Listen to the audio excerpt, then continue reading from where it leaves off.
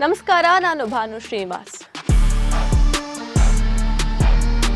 ನಮ್ಮ ಭಾರತದಲ್ಲಿ ಒಂದು ವಿಚಿತ್ರ ನಿಯಮ ಇದೆ. ಏನಂದ್ರೆ, ಒಬ್ಬ ವೈದ್ಯ, ವಿಜ್ಞಾನಿ ಅಥವಾ ನ್ಯಾಯಾಧೀಶರು ಎಷ್ಟೇ ಬುದ್ಧಿವಂತರಾಗಿದ್ರೂ ಸಹ ಅವರಿಗೆ 60ರಿಂದ 65 ವರ್ಷಕ್ಕೆ ನಿವೃತ್ತಿ ಎಂಬ ಅಣೆಪಟ್ಟನ್ನ ಕಟ್ಟಿ ಮನೆಗೆ ಕಳಿಸಲಾಗ್ತದೆ.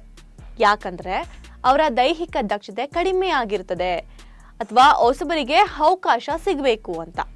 ಆದ್ರೆ ನಮ್ಮ ದೇಶವನ್ನ ಆಳುವ ರಾಜಕಾರಣಿಗಳಿಗೆ ಮಾತ್ರ ವಯಸ್ಸೇ ಆಗೋದಿಲ್ವಾ? ಇವರು ಹುಟ್ಟುವಾಗ್ಲೇ ಅಮೃತನೇನಾದ್ರು ಕುಡ್ಕೊಂಡು ಬಂದಿರ್ತಾರಾ? ಹೌದು, ಇವತ್ತಿನ ಚರ್ಚೆ ಇದೆ ನೋಡಿ. ಮೂಲ ನಿಯಮಗಳ ಪ್ರಕಾರ 1998ರಲ್ಲಿ ನಿವೃತ್ತಿ ವಯಸ್ಸನ್ನ 58ರಿಂದ 60ಕ್ಕೆ ಏರಿಸಲಾಗುತ್ತೆ.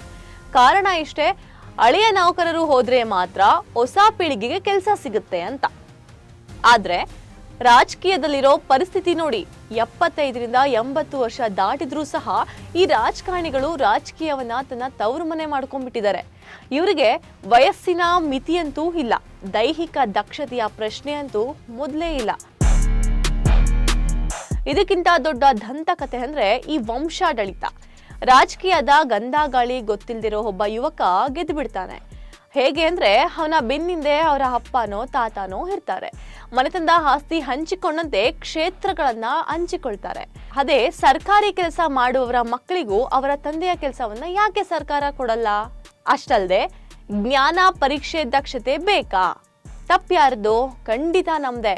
ಒಬ್ಬ ಎಜುಕೇಟೆಡ್ ಯುವಕ ಬಂದು ನಾನು ಸರ್ಕಾರವನ್ನ ಬದಲಾವಣೆ ಮಾಡ್ತೀನಿ ಅಂತ ಅಂದ್ರೆ ನಾವ್ ಯಾರು ಅವನ್ಗೆ ಓಟ್ ಹಾಕಲ್ಲ. ಬದಲಿಗೆ ಯಾವನೋ ಒಬ್ಬ ಲೀಡರ್ ಮಗ ಬಂದ ಅಂದ್ರೆ ಅವನ್ಗೆ ಜೈಕಾರ ಹಾಕ್ತಾರೆ.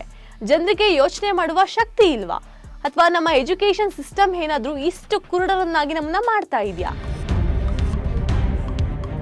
ರಾಜಕೀಯ ಅನ್ನೋದು ದೇಶ ಸೇವೆಗೆ ಇರ್ಬೇಕೇ ಹೊರತು ವಂಶಸ್ಥರ ಉದ್ಧಾರಕ್ಕಲ್ಲ. ಸರ್ಕಾರಿ ನೌಕರರಿಗೆ ಇರುವ ವಯೋಮಿತಿ ರಾಜಕಾರಣಿಗಳಿಗೂ ಅನ್ವಯವಾಗುವ ದಿನ ಬರಬೇಕಿದೆ. ಆ ಬದಲಾವಣೆ ನಿಮ್ಮಿಂದ ಮಾತ್ರ ಸಾಧ್ಯ, ನಿಮ್ಮ ಮತಗಳಿಂದ ಮಾತ್ರ ಸಾಧ್ಯ. ನಿಮ್ಗೆ ಏನನ್ಸುತ್ತೆ? ರಾಜಕಾರಣಿಗಳಿಗೆ ನಿವೃತ್ತಿ ವಯಸ್ಸು ಇರಬೇಕಾ? ಕಮೆಂಟ್ ಮಾಡಿ ತಿಳಿಸಿ.